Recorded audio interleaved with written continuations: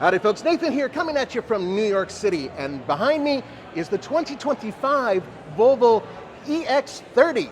And this little car might be the biggest thing Volvo's ever built. All right, let's take a look at the brand new EX30 all the way around, and I'm gonna take you on a quick tour.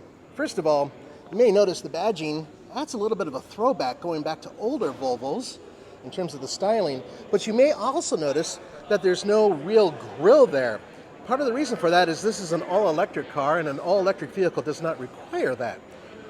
Now, Thor's hammer, yeah, they have it still. Now, bear in mind that the vehicle you're looking at might go through some changes, minor changes in terms of certain types of design between now and the time it actually hits the showroom floors, and we'll talk about that in just a minute. Now, from the side, you're going to be able to see something that's sort of unique, and that is, even though it reminds you of the XC40 Recharge, it's not. Nope. This is a completely unique platform. Unique in terms of it's based on a Geely platform.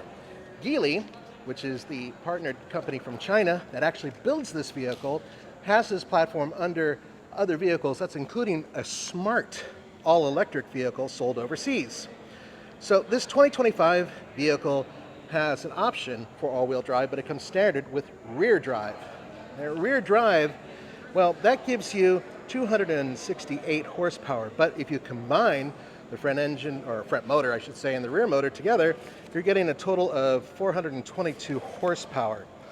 That is pretty substantial, but there's a lot more to it, because over here, once again, it's electric, but now this is going to be, I think it's a European CCS. Yeah, that's European right now.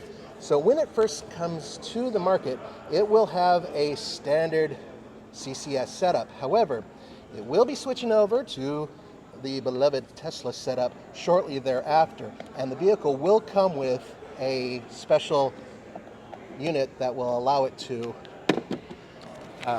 be connected to Tesla chargers when necessary. All right, real quick, 20 cubic foot trunk.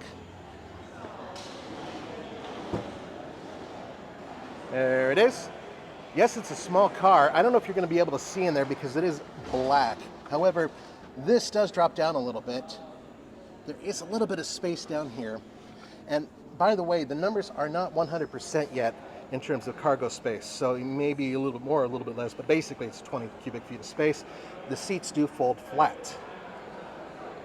And it does have a standard button for up and down. All right, now let's move on. The vehicle has a unique signature to it that very few vehicles do, and that is, for the most part, this is the greenest vehicle Volvo has ever built.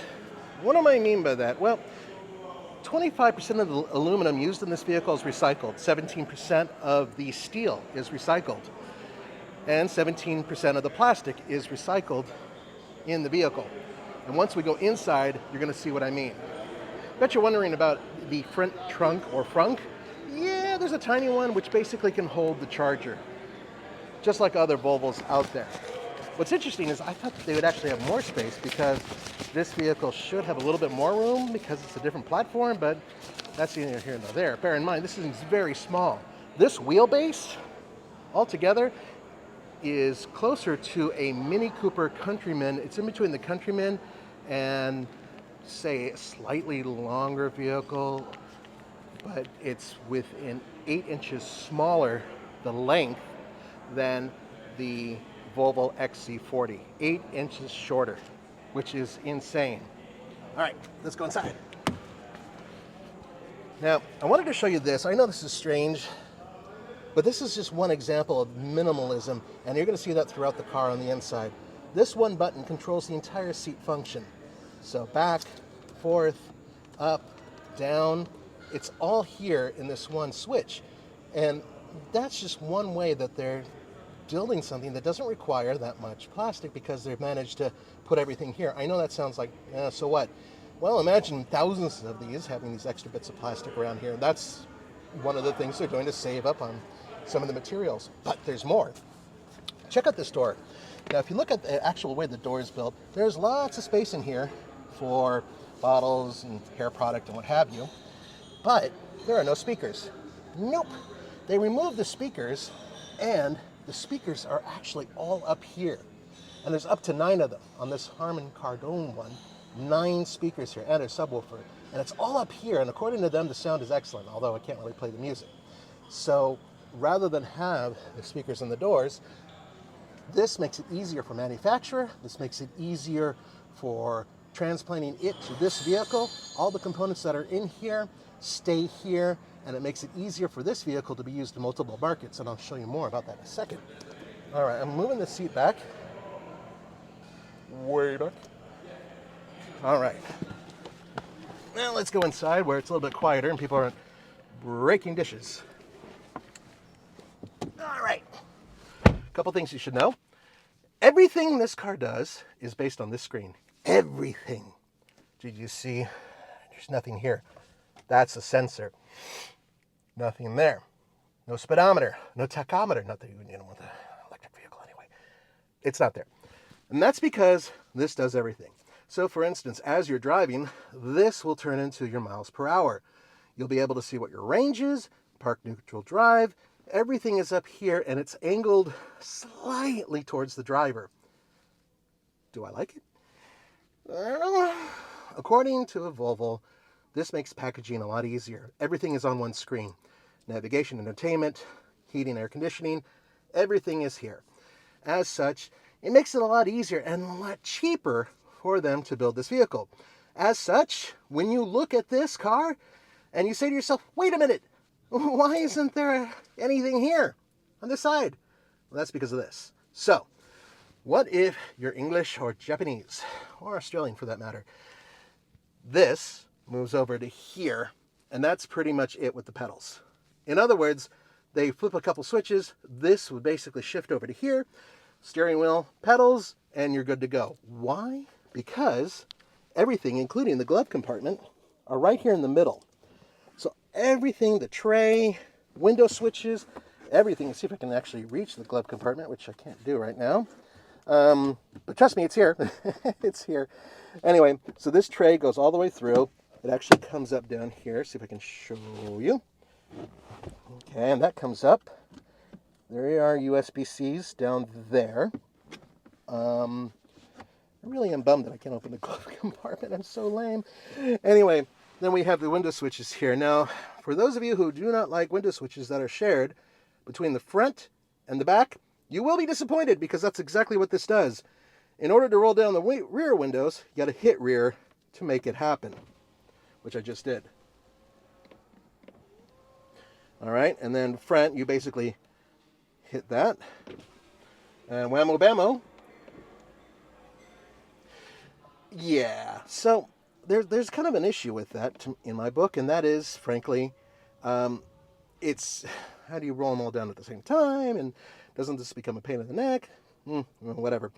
Okay, and then you have lock and unlock over here as well. So these doors are remarkably uncluttered. There's very little going on. But what about the plastic flake that's going on? Yes, that is recycled stuff. All this is recycled plastic or partially recycled plastic. It goes throughout the vehicle, and there are a variety of different themes on the inside of these vehicles. As a matter of fact, there's 4 different interior setups that you can get, and there's 1, 2, 3, 4 different exterior colors as well. That includes vapor gray, moss yellow, crystal white, and cloud blue, and I believe this one is cloud blue. Interior colors: indigo, mist, pine, breeze. Sorry, pine breeze is one thing. There's no separate breeze. Okay, so indigo, mist, pine breeze, and that's pretty much all I have on the interior colors. The interior materials, as I said before, are made out of a lot of recycled product. Okay, so now I have the front seat almost all the way back. Now, by the way, yeah, all these are touch components as well. You can't quite see them. They haven't illuminated, but underneath these are everything from cruise control to stereo controls and whatnot. So that's all there as well. And if I can show you from this angle, park neutral drive, relatively simple. And I believe, actually that's where park is, so reverse neutral drive. Yep, simple. All right, let's go to the back seat real quick.